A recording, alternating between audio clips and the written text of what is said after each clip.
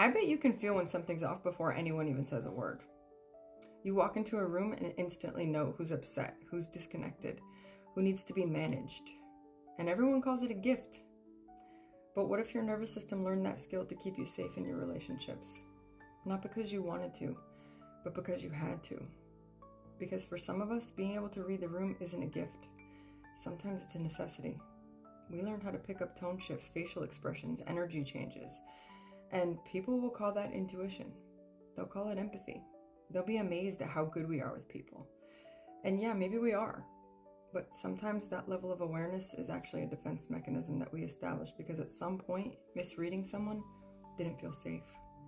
So your nervous system learned to stay alert, to scan, to anticipate, to adjust. Not because you wanted to, because you needed to. So now you're out here exhausted from hypervigilance, reading micro movements like it's your full-time job, and calling it a personality trait. Here's the part a lot of people don't talk about. When your empathy is rooted in hyper-awareness, you don't just understand people. You actually feel responsible for managing them. So here's the internal audit for today. The next time you notice yourself reading the room, stop and ask yourself, am I doing this because I want to, or because my body won't let me not do it? And then pay attention to yourself instead of everyone else for a second. Do I feel calm right now, or do I feel anxious? Because empathy feels grounded. Hypervigilance feels urgent. Then, later on in the day when you have a minute to yourself, process that answer on paper. That's the difference. That's your data. But make sure you don't let it be a passive awareness that stays in your subconscious thoughts. Make sure you sit with it later, with purpose and with intent.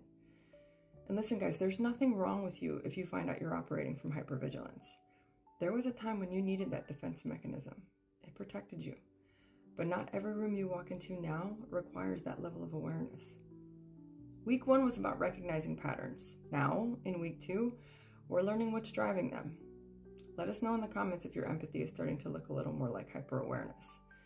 And make sure you don't forget to subscribe because the internal audit keeps building on itself.